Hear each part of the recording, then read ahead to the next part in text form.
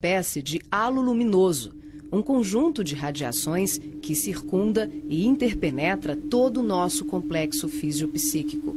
Conhecida também como psicosfera, fotosfera psíquica, veículo ou túnica de forças eletromagnéticas, ela é composta pelo conjunto de emanações dos diferentes campos multidimensionais ou corpos. Apresentamos aqui uma visão total de sua forma ovalada, onde temos o corpo físico, o duplo etérico, o corpo astral, o corpo mental, o corpo causal e os centros de força. Através da animação em 3 dimensões, podemos notar com maior clareza que a nossa aura não começa na superfície do corpo físico. Ela é formada por camadas, conhecidas como campos sutis ou campos dimensionais. O corpo físico é a parte mais interna do nosso complexo. As camadas mais externas e sutis revestem e interpenetram todas as estruturas das camadas mais densas. O corpo mental envolve o corpo astral, o duplo etérico e o corpo físico. Na cor amarela, vemos a aura mental, de cor rosa, a aura astral, e na cor azul, o duplo etéreo. Essa atmosfera fluídica envolve todo o nosso sistema físico, revestindo os órgãos, tecidos e células com energias vitais, astrais e mentais. Dessa forma, o pensamento circula por todos os escarninhos do nosso sistema orgânico e psíquico. Na medida em que pensamos, automaticamente alteramos o nosso campo celular. Todos os estados de bem-estar ou de enfermidade são consequências dos conteúdos mentais e emocionais. Sua multiplicidade de cores, suas formas e alterações, quando analisadas e estudadas, podem indicar os estados de saúde e emocional do ser humano.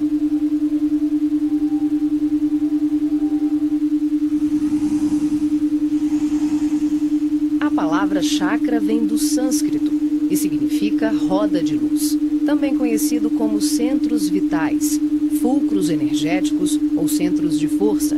Geralmente são visualizados por videntes e clarividentes como campos em forma de redemoinhos, com a aparência de uma flor, com pétalas irradiantes e coloridas. O nosso corpo é regido por esses centros, que vibram em sintonia uns com os outros ao influxo do poder diretriz da mente, estabelecendo um veículo eletromagnético no qual o pensamento vibra em circuito fechado antes de exteriorizar-se.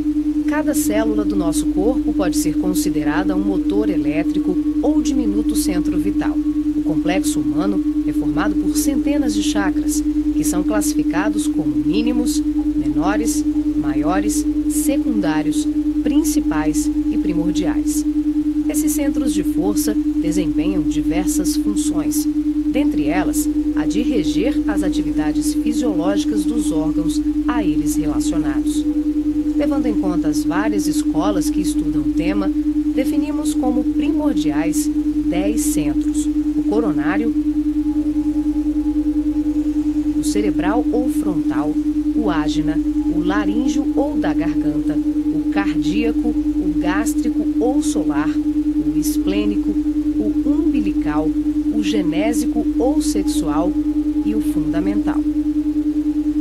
Na animação, vemos a parte anterior e posterior de cada chakra, que juntas formam um só órgão.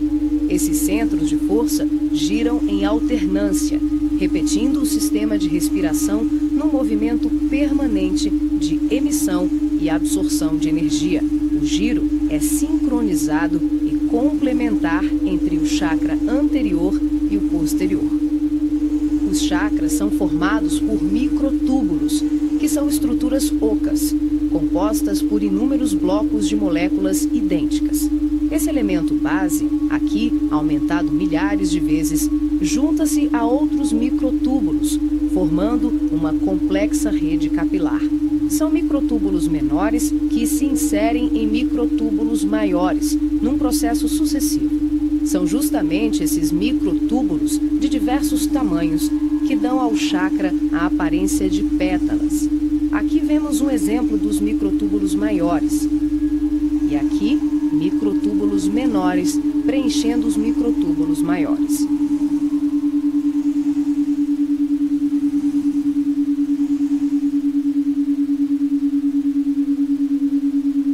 Assim como os chakras, a aura também é formada por microtúbulos, que podem ser vistos com maior precisão no duplo etérico.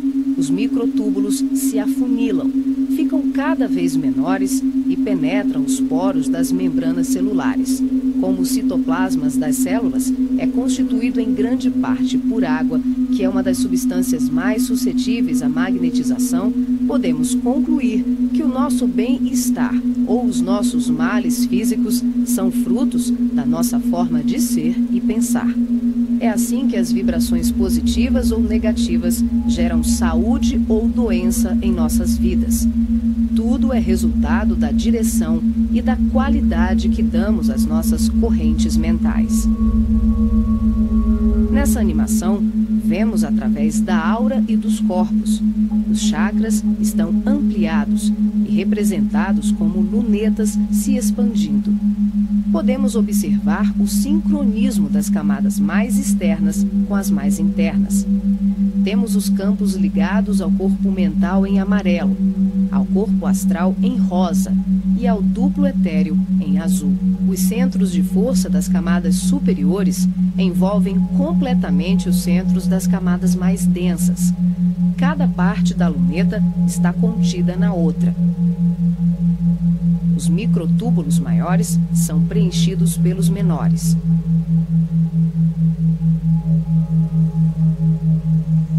Responsável também por funções psíquicas, os chakras estão relacionados com algumas capacidades de percepção. São núcleos importantíssimos em vários processos mediúnicos, formando uma rede complexa de assimilação, armazenamento e emissão de vibrações ou energias mentais ou sutis. Os centros de força podem ser considerados portais dimensionais, por onde fluem as correntes mentais que assimilamos e emitimos em regime de sintonia durante as diversas manifestações medianímicas.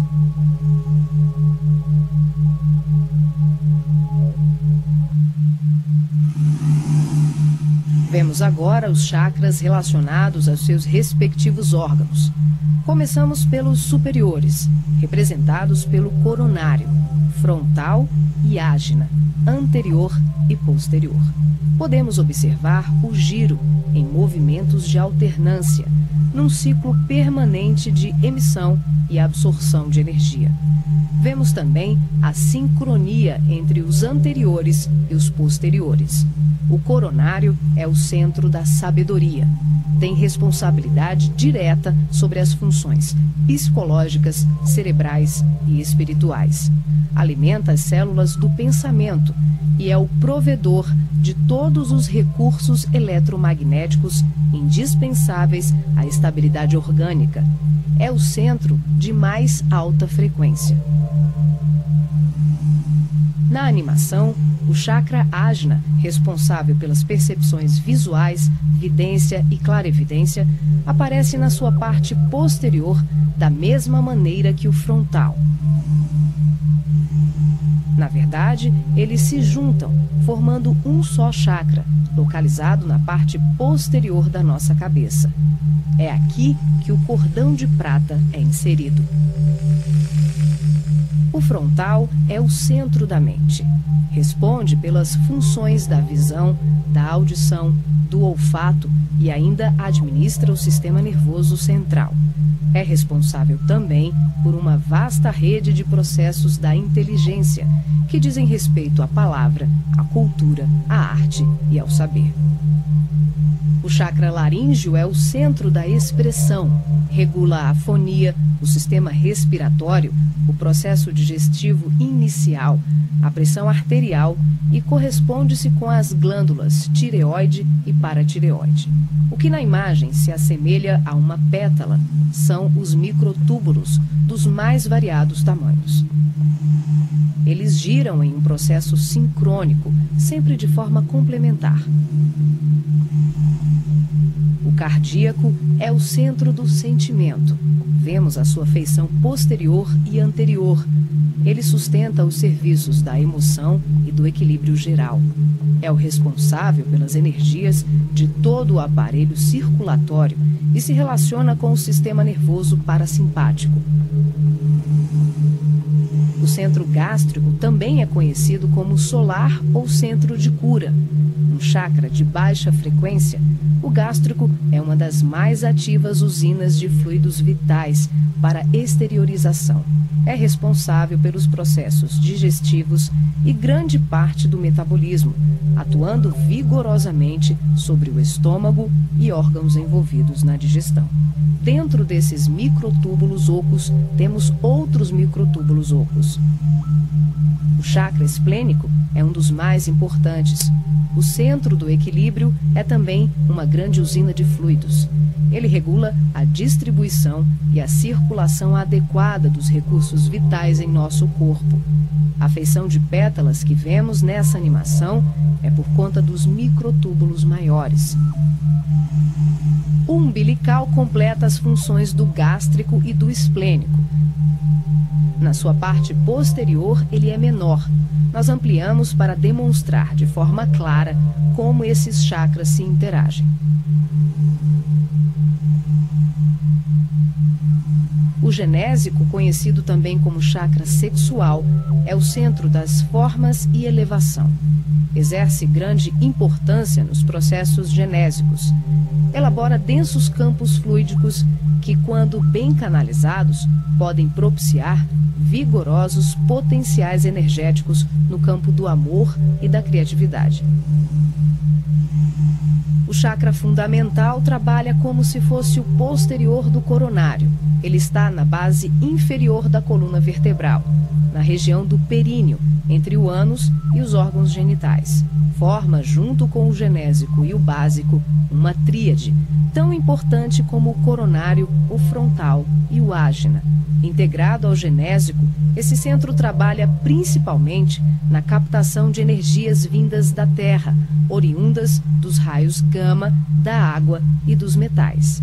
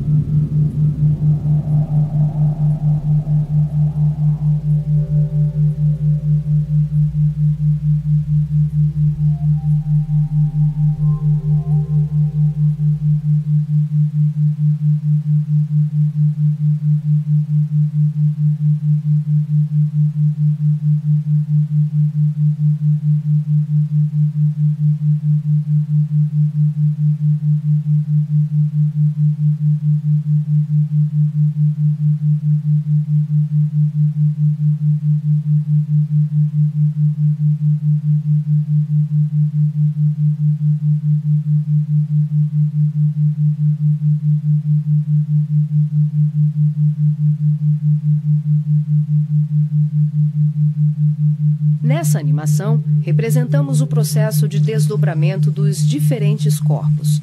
Vemos aqui a projeção ou saída dos corpos sutis do homem. O corpo físico permanece. O duplo etérico, o corpo astral e o corpo mental se exteriorizam.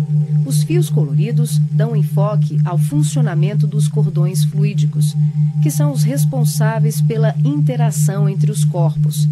Para ressaltar os fluxos mental, emocional e vital, subdividimos o cordão de prata, que assimila todos os fluxos, em 3.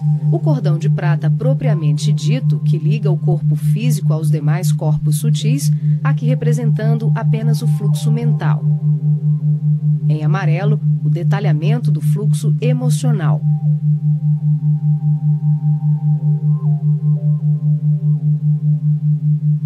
e na cor rosa, o fluxo vital. Esses cordões são semelhantes ao cordão umbilical, porém, a densidade deles é muito mais sutil. São, por assim dizer, vaporosos, uma espécie de laços aeriforme, luminescentes, e varia de acordo com a dimensão da região espiritual onde o ser se encontra. Quando ocorre esse tipo de desdobramento em que o duplo etérico, o corpo astral e o corpo mental se deslocam juntos, o médium não consegue alcançar grandes distâncias, devido à densidade do corpo etérico, que, em síntese, são emanações neuropsíquicas do corpo físico. Dessa forma, o espírito fica nas imediações do organismo carnal, e sua saída ou projeção é geralmente por tempo limitado. Esse fenômeno é muito comum no sono e também em desdobramentos parciais durante os trabalhos mediúnicos.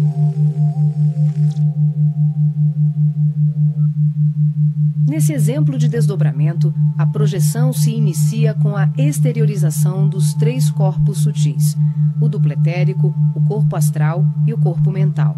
Em seguida, o passivo devolve ao corpo físico os eflúvios vitais, conhecidos em seu conjunto como duplo etérico, que tem como uma de suas funções assegurar o equilíbrio entre a alma e o corpo de carne, garantindo o calor indispensável à colmeia celular. Desembaraçado dos veículos mais densos, corpo físico e duplo etérico, o médium se desloca com o corpo astral, envolvido pelo corpo mental e pelos outros corpos mais sutis, aqui não representados. Ao devolver as energias neuropsíquicas, o médium projetado fica, por assim dizer, mais leve e ágil, o que lhe permite uma melhor condição de trabalho e observação, além de lhe possibilitar o deslocamento para regiões diversas. Ele pode viajar para qualquer lugar do espaço, incluindo o plano físico e o extrafísico. O corpo astral, envolvido pelo corpo mental, fica permanentemente conectado ao corpo físico pelo cordão de prata, que também é conhecido como cordão fluídico. Trata-se de um laço, um feixe energético extremamente flexível e expansível, que é formado de microtúbulos, a exemplo dos chakras, e mantém um fluxo energético bidirecional entre os corpos densos e sutis. Esse fluxo vibratório de nutrição faz com que o espírito perceba, de imediato, tudo aquilo que possa vir a ocorrer ao corpo físico durante o desdobramento. Na volta, podemos observar como ocorre a reentrada dos corpos mais sutis, na conjugação com o corpo físico e etérico. Aqui temos o desdobramento do corpo mental. Os 3 corpos saem. O médium devolve ao corpo o duplo etéreo e apenas o corpo mental se projeta. A animação demonstra que, em qualquer tipo de desdobramento, os corpos permanecem conectados entre si através do cordão de prata e dos fluxos energéticos. Em relação ao corpo mental, ocorre muito mais um fluxo mento-emotivo que propriamente um cordão densificado, como mostra o vídeo. Esse tipo de projeção permite ao médium se deslocar para qualquer lugar do universo com uma percepção muito maior, visitando regiões astrais e mundos superiores que estão bem além das colônias de transição, geralmente descritas na literatura espírita. O corpo mental é o envoltório sutil da mente.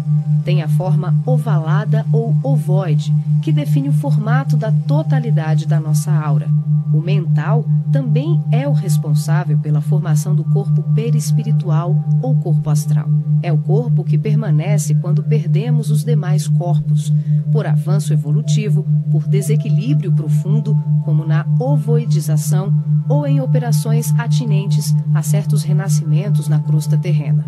É por essa razão que os espíritos que perderam os corpos mais densos, corpo físico, duplo etérico e corpo astral, por monodeísmo, permanecendo envolvidos apenas pela túnica mental, são chamados de ovoides ou esféricos.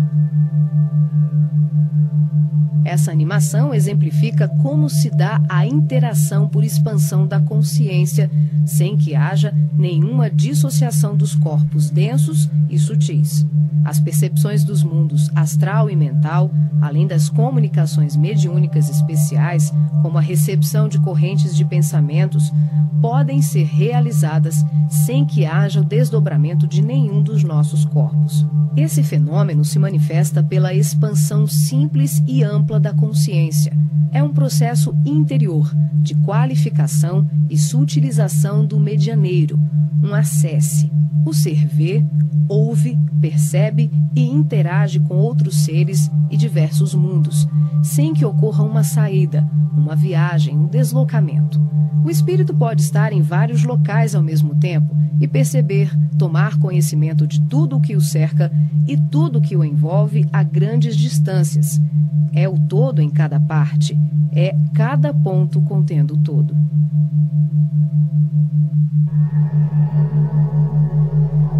Nessa animação, visualizamos os espíritos revestidos apenas pela túnica ou corpo mental, após a perda do corpo astral ou perispiritual, quando tomamos a parte pelo todo.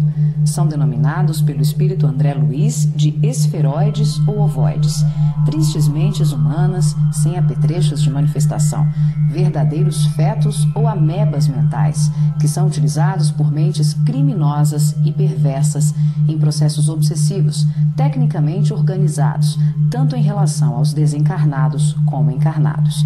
Geralmente se apresentam em forma ovalada, da dimensão de um crânio humano de aspecto gelatinoso, com características amorfas e colorações que variam de um acinzentado escuro ao negro e ao avermelhado.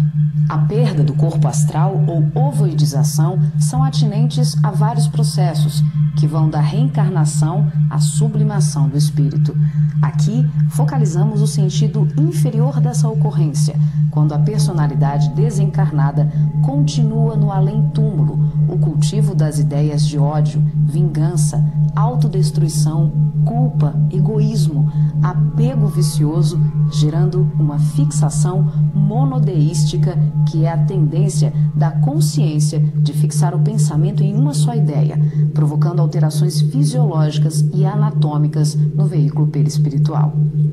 As partículas mentais circulam em circuito fechado pelo campo da aura e são absorvidas pelos chakras, provocando a assimilação de forças degradantes pelas células perispirituais, que passam a operar em regime de desequilíbrio, até que pela repetição incessante e de longo curso de tal mecanismo, o ser gasta, por assim dizer, o seu corpo astral ou perispiritual, ficando revestido apenas pelo corpo mental.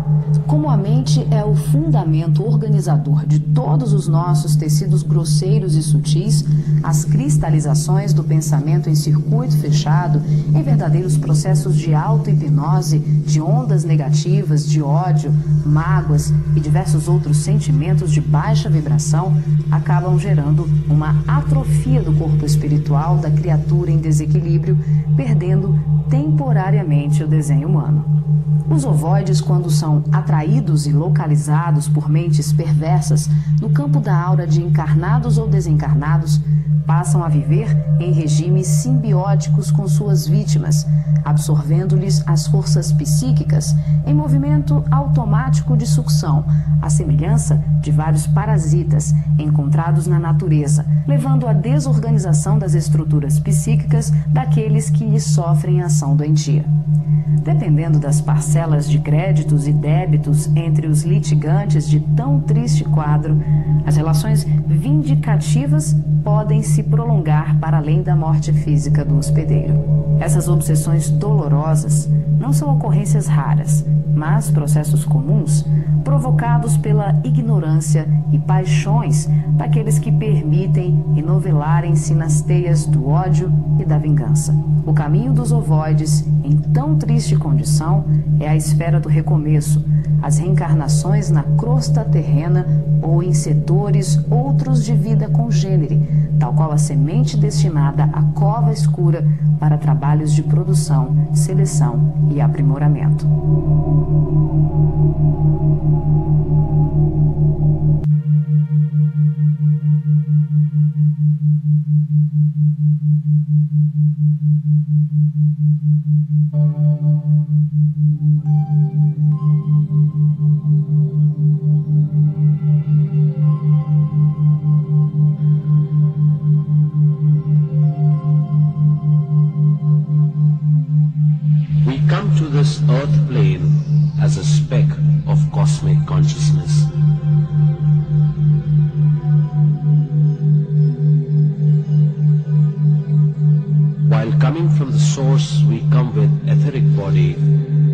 structure of the self. We come to this earth plane to have unique experiences. For our experiences, we select the womb, we select the parents, environment, and situations. The whole design of life is known to the self. After selecting the mother, speck of consciousness enters the mother's womb. After consciousness enters the mother's womb, the fetus gets life.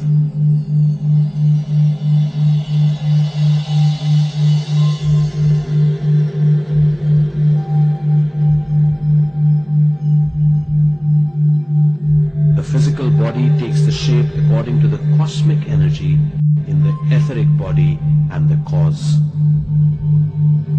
Consciousness will be traveling frequently to the source till it takes its first breath. After coming out of the mother's womb, it takes its first external breath. This is known as birth.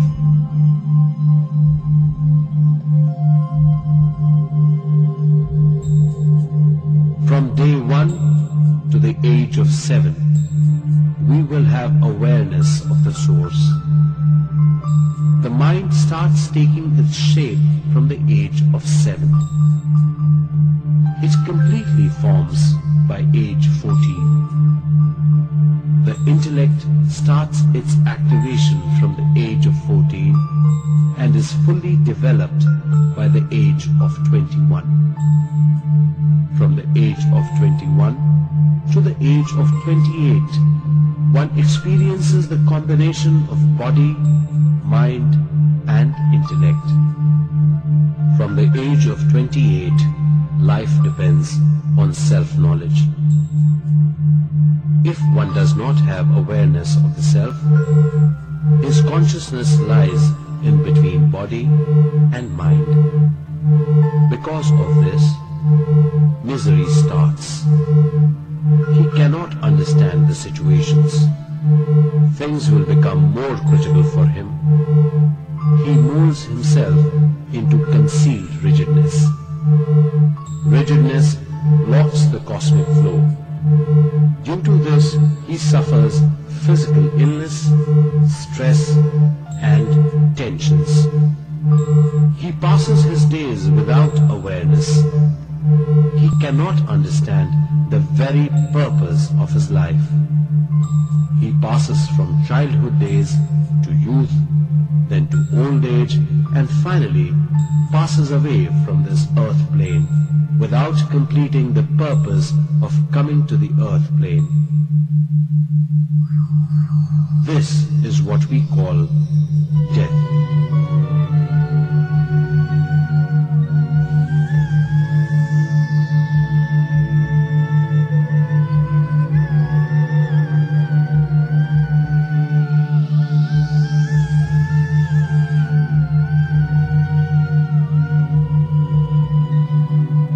After death, the layer of rigid mind with wrong understanding does not allow the consciousness to reach the source.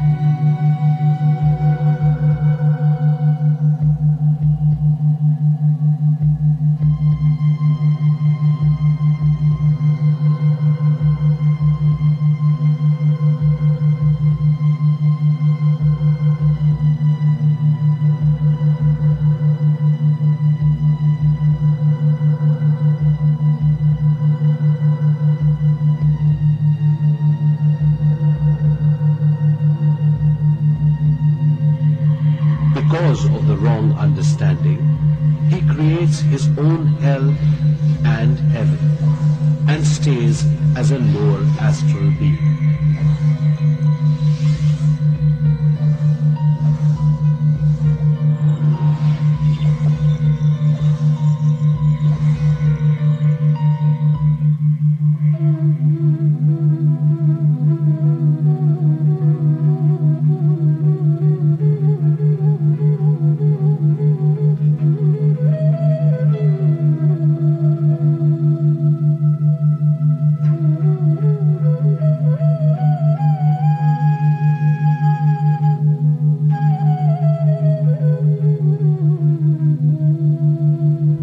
Starts one's life being with the self, one will always be blissful in all given situations.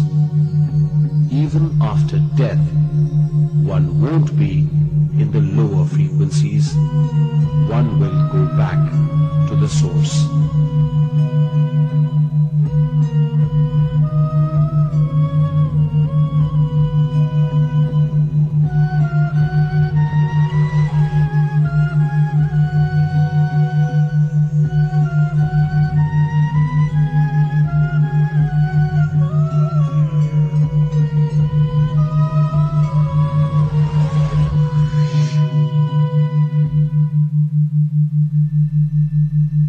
By obtaining higher knowledge through the third eye, astral travel, knowledge of birth and death, one will have perfect understanding of body, mind, intellect, self, and life force.